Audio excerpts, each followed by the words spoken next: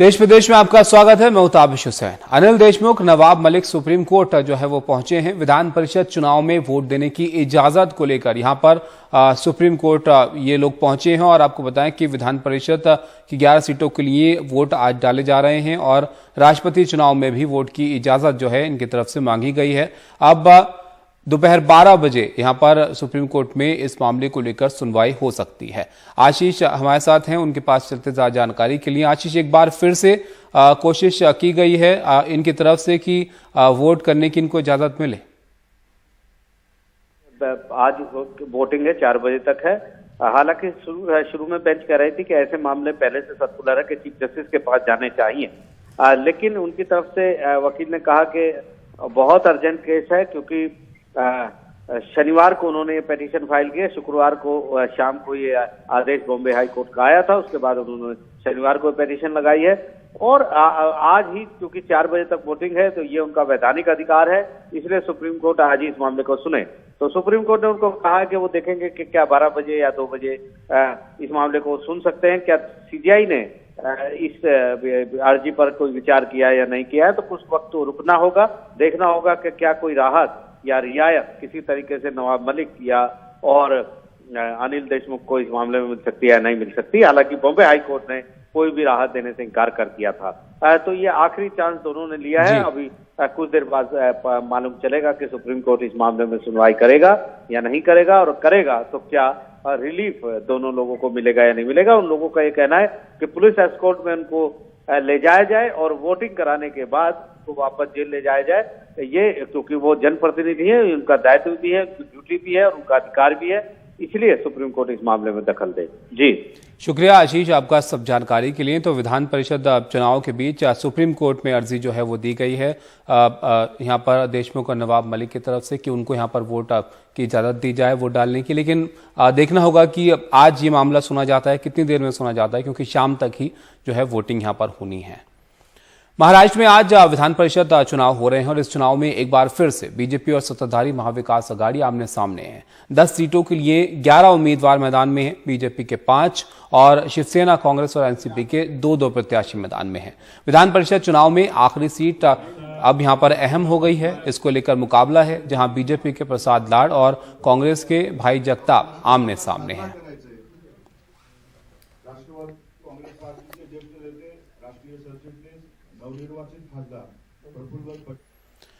हमारे सहयोगी सोहित इस पर नजर बनाए हुए हैं, उनके पास चलते हैं। सोहित, बताइए कैलकुलेशन क्या कहता है? कांग्रेस को ज्यादा समर्थन की जरूरत नहीं है, लेकिन क्या ये यहाँ पर जुटा पाएंगे समर्थन? निर्दलीयों का रोल एक बार फिर से यहाँ पर अहम है। बिल्कुल, देखिए तबिश, अगर आपको याद होगा इसी तरह के हालात राज्यसभा चुनाव के समय भी थे। तब भी ऐसे ही था कि जो निर्दलीय हैं वो तय करेंगे कि जो छठा उम्मीदवार राज्यसभा में कौन जाता है, और ठीक उसी तरह के हालात अभी भी हैं। देखा जाए तो कांग्रेस को जीतने के लिए 8 वोट की जरूरत है, जबकि बीजेपी के प्रसाद लाड को करीबन 20 वोटों की जरूरत है। कुछ इसी तरह के हालात थे जब हम राज्यसभा की बात करते हैं, लेकिन अधिकांश ऐसे निर्दलीय थे जिन्होंने बीजेपी का समर्थन किया, और उस समय महाविकास आघाड़ी के शिवसेना के जो प्रत्याशी थे संजय पवार, उनका समर्थन नहीं किया था। इसलिए इस बार एक बार फिर से बीजेपी के पास मौका है कि अगर वो जीतते हैं तो बता सकते हैं कि वो मजबूत है, और महाविकास आघाड़ी के पास संख्या नहीं है। अगर महाविकास आघाड़ी जीतती है तो ये एक तरह से देखा जाएगा कि जो राज्यसभा चुनाव में हुआ उसका बदला महाविकास आघाड़ी सरकार ने लिया है। लेकिन इसलिए हर एक वोट जो है बहुत जरूरी हो जाते हैं, कीमती हो जाते हैं, और इसलिए नवाब मलिक और अनिल देशमुख सुप्रीम कोर्ट भी पहुंचे हैं। पिछली बार भी नवाब मलिक और अनिल देशमुख वोट नहीं कर पाए थे और उसका खामियाजा भुगतना पड़ा था। राज्यसभा की 1 सीट बीजेपी के पास चली गई थी, बीजेपी के सारे उम्मीदवार जीत गए थे। इस बार एक बार फिर से क्या ये नहीं हो, इसके लिए हर एक कदम उठाया जा रहा है। पिछली बार कई निर्दलीयों ने मुख्यमंत्री उद्धव ठाकरे को वादा किया था कि उन्हें वोट देंगे, लेकिन नहीं दिया था। इस बार क्या ऐसा कुछ होता है, या इस बार रणनीति में बदलाव लाया गया है महाविकास आघाड़ी की तरफ से, ये शाम 5 बजे ही समझ में आएगा। लेकिन आज की इस मुद्दा भी लगातार जारी है, जहां पर विधायकों के आने का सिलसिला है। उससे पहले बैठे हुए शिवसेना के भी नेताओं से मुलाकात हुई, मुख्यमंत्री ने भी कई वरिष्ठ नेताओं से मुलाकात की, एनसीपी ने भी अपने विधायकों को बुलाकर मुलाकात की। तो एक तरह से एक बार फिर से बीजेपी और महाविकास आघाड़ी आमने सामने है, और 5 बजे के बाद जब नतीजे आएंगे तब ये साफ हो पाएगा इस बार विधान परिषद के चुनाव में किसका पल्ला भारी है। शुक्रिया सोहित आपका सब जानकारी के लिए। तो यहाँ पर जो आखिरी सीट है उसको लेकर मुकाबला कड़ा हो गया है। यहाँ कांग्रेस और बीजेपी के उम्मीदवार जो हैं वो आमने सामने हैं। 10 सीटों के लिए 11 उम्मीदवार हैं मैदान में और इसको लेकर जो तमाम राजनीतिक पार्टियां हैं वो अपने विधायकों से आज मुलाकात भी कर रही हैं। ब्रेक के लिए रुकते हैं।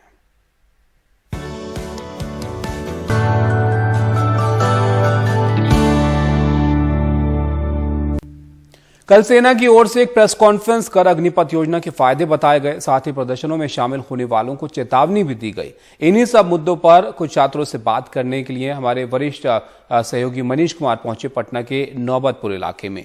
ये छात्र सेना में भर्ती की तैयारी कर रहे हैं। इनका क्या कहना था आप भी देखिए। केंद्र सरकार इस बात पर अड़ी हुई है कि सेना में भर्ती अब वो अग्निपथ स्कीम के तहत ही करेगी, यानी कि अब जो भी भर्तियां होगी 4 साल के लिए होंगी और 4 साल के बाद उसमें से 25% जवानों को उनके मेरिट के ऊपर में चयन किया जाएगा आगे आने वाले वर्षों के लिए। हम अब फिलहाल पटना के पास नौबतपुर में हैं। यहाँ पर बहुत सारे जो छात्र हैं तैयारी करते हैं। आप लोग को क्या करना है? आप लोग, सरकार तो अड़ी हुई है कि अगर आना है तो इसी अग्निपथ स्कीम के अंदर आना होगा। नहीं सर, ये जो नियम है इस नियम को वापस लेना पड़ेगा। क्यों? क्योंकि ये 4 साल के लिए है और 4 साल के बाद फिर 25% जो है बोल रहे हैं कि आगे चल के नियुक्ति किया जाएगा। 75% क्या होगा? 75% कहाँ इन लोग जाएंगे? इसके लिए असम राइफल में बोलते हैं कि कहाँ असम राइफल में कितना लोग को भेजेंगे? नहीं, लेकिन और भी पैरामिलिट्री में तो आप लोग को प्रेफरेंस दिया जाएगा। कितना परसेंट? क्या करेगा? बाकी युवा क्या होगा? बाकी युवा क्या करेगा? जो आर्मी में डिफेंस में नहीं दिया गया रहेगा उसको तो क्या होगा? जो करे 10% आरक्षित है और जो न्यू कॉमर्स रहेगा, न्यू स्टूडेंट रहेगा, वो कहाँ जाएगा? ये तो उतना में ही डब्बल गिरा के रख देंगे। जितना सीमित सीट है सीमित में हम लोग रह जाएंगे। बाकी युवा फिर क्या करेगा? जो लड़का ये तो मान ले कि हम लोग आर्मी से रिटायर होगा, कुछ तो कुछ कमा लेगा। आरक्षण दे दीजिएगा तो वो आखिर सीट तो घटेगा ना प्राइवेट में भी। तो न्यू स्टूडेंट, न्यू कैंडिडेट कैसे जा पाएगा? कहा जा रहा है कि बीजेपी ऑफिस में आप लोगों को ये गार्ड का नौकरी मिलेगा या अन्य जगहों पे आप लोगों को प्रेफरेंस दिया जाएगा। कार्यालय में नौकरी करें, इतना कर दिया सरकार, बीजेपी सरकार, अब फिर बोल रही है कि हमारे पास ड्यूटी करिए। हम बीजेपी सरकार के करेंगे। आर्मी का जो जवान है ना सर, जो आर्मी का जो सेना में भर्ती के लिए जाता है उसका सपना रहता है कि बॉर्डर पर जरूर एक बार जाकर देश का सेवा करे, ठीक है। और वही सपना को जैसे कि चकनाचूर कर दिया गया है मोदी सरकार का जो ये नियम आया है ना सर, नया नियम, उससे बहुत ज़्यादा युवा को जैसे कि इतना आक्रोश होना एकदम लाजमी था कि जैसे कि इतना आंदोलन करे। भले जो भी ये आगजनी हुआ उसके आलोचना हुई है, ये सही बात है, लेकिन आप ग्राउंड पर पहुंचे हैं सर। हम मतलब लगातार 2 साल से आ रहे हैं, पूरा एक साल 2 साल 3 साल भी लग जाता है आर्मी का दौर का तैयारी करने के लिए। उसके बाद जब ऊपर से नियम आ जाता है कि सारे पुराना जो प्रोसेस हुआ है उसको रद्द कर दिया गया है। अब बताइए सर, आर्मी का जो जवान तैयारी किया था पूरा अपना देह टूट जाता है, और उसका जब ये निर्णय आ जाएगा तो टूटेगा कि नहीं टूटेगा सर, बताइए। आप लोग को क्या आपत्ति है? और ये जो नया स्कीम है उसमें आप लोग जाएंगे, दौड़ने के लिए जाएंगे? मजबूरन सरकार थोप रही है, इसको क्या कह सकते हैं, तानाशाही की सरकार कह सकते हैं। मजबूरन इसको इम्प्लीमेंट किया जा रहा है। अगर इसको टूर ऑफ ड्यूटी को लागू ही करना था तो इसको एक पैरेलल तरीका से इसको लागू करना चाहिए था। साथ साथ जैसे भर्तियां हो रही हैं उसी प्रकार से होती, और इसको जिस युवाओं को जाने का मन होता, सैनिक एक्सपीरियंस लेने का मन होता, उसके लिए एक पैरेलल व्यवस्था किया जाना चाहिए था। इसको बिना सोचे समझे थोप देना, इसको तो तानाशाही कहेंगे। बहुत ही तकलीफ है इस नियम का, हम लोग बहुत विरोध करते हैं। इस नियम से कोई फ़ायदा नहीं होने वाला है, नुकसान होने वाला है। सैनिक का मनोबल टूटेगा, मोरल डाउन होगा, उसके बाद निष्कासित हो जाएंगे जब, तो उनको क्या कहा जाएगा समाज में? निष्कासित वीर हैं, अग्निवीर नहीं, निष्कासित वीर कह के उनको व्यंग करेंगे लोग। तो इस तरीके से आप लोगों को क्या लगता है कि आप जाएंगे? अभी जब बहाली होगी तो आप लोग जाएंगे उसमें? देखिए, ये जो टूर ऑफ ड्यूटी आया है, हम एक बार मेहनत करके हार चुके हैं। अभी मेरा फिजिकल मेडिकल सब क्लियर हो चुका था, एग्ज़ाम का इंतज़ार कर रहे थे, और सरकार एकाएक आती है और लगता है जैसे नोटबंदी की तरह आए, कहें कि कल से ही चीज़ लागू हो गया। ये नोटबंदी नहीं है, ये 370 ये नहीं है कि आप आएँ रात को 8 बजे बोलें कि भाइयों एवं मित्रों कल से ये लागू हो रहा है। ये बहुत गलत तरीका है। जितने लोग तैयारी कर चुके हैं, जितने लोग प्रोसेस, एक बार विधायक और नेता के मंत्री के बच्चों को कहिए कि 1600 मीटर 5 मिनट में मार के देखे, यहीं पे गिर जाएगा मर के। कितना मुश्किल होता है रनिंग पास करना, कितना मुश्किल होता है वहाँ पे, मेडिकल इतना टफ होता है।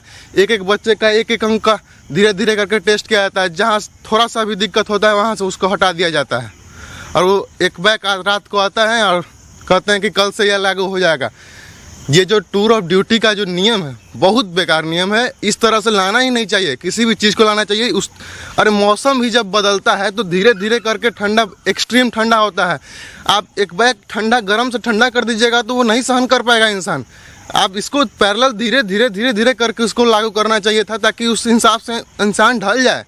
नेता विधायक और बड़े बड़े अफसरों के लड़के नहीं जाएंगे सैनिक में हम गरीब ही जाएंगे। हम लोग को धीरे धीरे इसमें ढलना चाहिए था।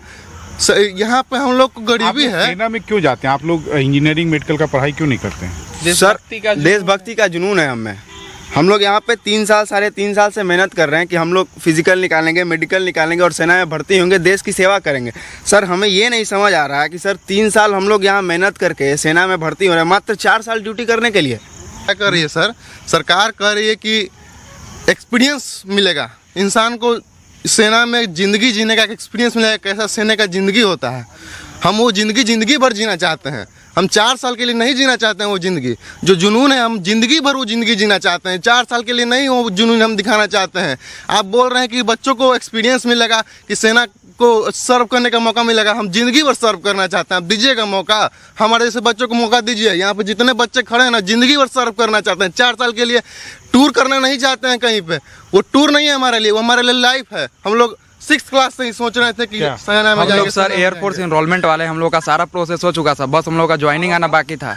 और ये हम लोगों का फॉर्म आया था दिसंबर 2019 में। हम लोगों का एग्ज़ाम होना था अप्रैल 2020 में, लेकिन कोरोना के कारण नहीं हुआ, नवंबर 2020 में हुआ। उसके बाद क्या हुआ कि हम लोगों का फिजिकल हुआ, मेडिकल क्लियर हो गया, और हम लोगों का प्रोविजनल सिलेक्शन लिस्ट जो होता है वो एक तरह समझिए कि मेरिट सूची है ऑल इंडिया रैंक के आधार पर, वो भी हम लोगों की 31 मई 2020 को आ गई। और उसमें डेट मेंशन किया गया कि आप लोगों को 10 जुलाई को इनरोलमेंट आएगा और आप लोगों को ज्वाइन करना है। 10 जुलाई को उन्होंने क्या नोटिफिकेशन दिया कि आपका 26 जुलाई को आएगा। 26 जुलाई को भी नहीं आया। उसके बाद ये लोग लगातार एडमिनिस्ट्रेटिव रीजन बता रहे थे, और कल आकर ये रक्षा प्रमुख ने कह दिया कि पुरानी सारी भर्तियाँ कैंसिल। तो हम लोग को युवाओं के साथ भी तो कुछ न्याय होना चाहिए ना सर, ऐसे थोड़ी होता है। फिर इन लोगों ने बोला कि हम कोरोना फिर से एग्जाम देने में कोई हम लोग को दिक्कत नहीं है सर, लेकिन हम लोग की जो भर्ती थी वो पुरानी तरीके से ही हो तो हम लोग देने के लिए तैयार हैं। लेकिन सर कल air chief marshal VR Chaudhary ji बोले हैं कि जो प्रोसेस है हमारा एयरफोर्स का वो सबसे आगे चला जा चुका है, कि उसको फिर से किया जाएगा। तो प्रोसेस आगे कहाँ गया है सर? वो तो प्रोसेसिंग खत्म हो चुका था। रिटर्न, फिजिकल, मेडिकल, यहाँ तक कि PSL लिस्ट पे निकल चुका था। बस ज्वाइनिंग लेटर बाकी था। हम लोग सोच रहे थे अब क्या करोगे? अब आएंगे कब? अब नहीं ज्वाइन करेंगे। 4 साल के लिए कौन जाएगा? अब 4 साल के लिए जाकर क्या करेंगे वहाँ पर? देश की सेवा नहीं करना चाहते? देश की सेवा करना एक दूसरा बात है सर। उसके बाद फिर वहाँ से निकाल देना चाहिए। पकौड़ा तलने वाला भी निकाल देना। मोदी जी खुद कहते हैं कि पकौड़ा तलने वाला भी देश की सेवा करता है। तो हर इंसान देश की सेवा करता है। कोई जरूरी नहीं है कि सेना में जाने के बाद ही देश का सेवा होता है। आप लोग इधर नेताओं के ऊपर भरोसा नहीं है? नहीं, कोई भरोसा नहीं, कोई भरोसा नहीं है। भरोसा है अब सिर्फ तो हमारे सुप्रीम कोर्ट पर भरोसा है, कुछ संज्ञान लेके कुछ नियम में बदलाव करे कि इस तरह से तानाशाही की सरकार के लिए कुछ दंगा जो हो रहा है, दंगा फसाद जो भी हो रहा है, हम लोग तो अभी नहीं गए हैं किसी भी चीज़ में दंगा, क्योंकि हम लोग इस चीज़ का सपोर्ट नहीं करते हैं। आगजनी और दंगा का सपोर्ट नहीं करते हैं। जिस देश की सेवा करना है उसकी संपत्ति को हम लोग ठेस नहीं पहुंचा सकते हैं, आहत नहीं कर सकते हैं। लेकिन जितने भी दंगा हो रहे हैं इसका मेन रीज़न यही है कि बहुत बच्चों का इनरोलमेंट बाकी है, बहुत बच्चों का एग्ज़ाम बाकी है, बहुत बच्चों ने आधा प्रोसेस पार कर लिया है, पूरा एक स्टेप पीछे है, और उसके बाद कहते हैं कि पूरा रद्द हो गया। मेन कारण यही है दंगा का। दंगा का कारण ये नहीं है कि आपने TOD लागू कर दिया। लागू किए, ठीक है, इसको लागू करना चाहिए था। भले ही डिफेंस का इसमें फ़ायदा होगा, सरकार का फ़ायदा होगा, लेकिन जो बच्चे जिनका आधा प्रोसेस हो चुका, जिनका पूरा प्रोसेस हो चुका था, उनको बहुत ज़्यादा चोट है। उन्हीं की वजह से दंगा हो रहा है, और कोई बात नहीं है।